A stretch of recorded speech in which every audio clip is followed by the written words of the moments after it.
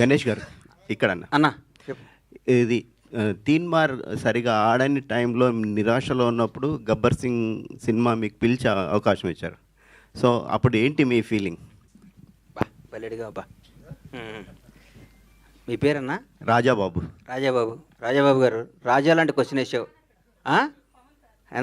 అందు మంచోడమ్మా, రాజా లాంటి క్వశ్చన్ వేసాడు.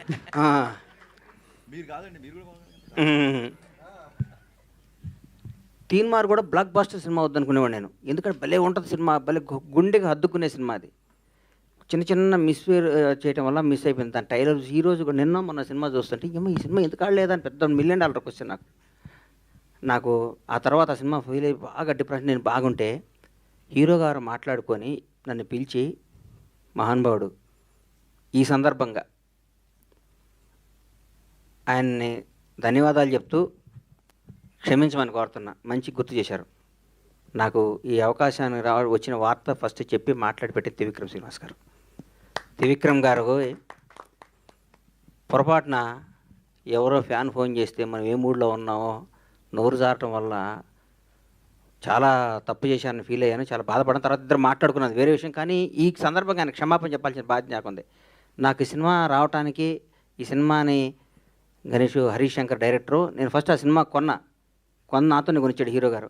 సోను సూద్ తీన్మార్ షూటింగ్ జరుగుతుంటే ఈ గబ్బర్ సింగ్ని దబాంగ్ సినిమా బ్లాక్ బస్టర్ అయింది, అది కొను అని చెప్తే హీరో గారితో మాట్లాడకుండా కొన్న హీరో గారు చేస్తాను, ఆయన సొంతంగా చేసుకుంటాను, హరీష్ శంకర్ డైరెక్షన్ పెట్టుకొని చేసుకుంటాను అన్నారు.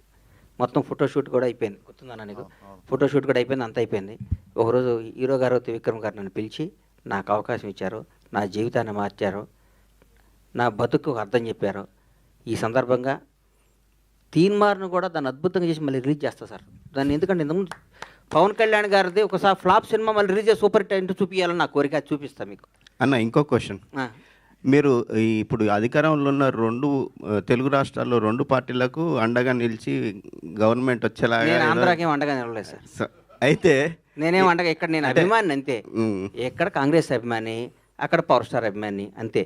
ఇక్కడ కాంగ్రెస్ పార్టీకి ఓటేశాను, కాంగ్రెస్ పార్టీ కోసం పనిచేశాను. ఆంధ్రాలో నేను ఏం పని చేయలేదు, ఏం చేయలేదు. ఎందుకు అండగా నిలబడ్డాను, నీ వల్లే పార్టీ అధికారం, ఈ మాటలు నేను ఎందుకు మాట్లాడతా చెప్పండి.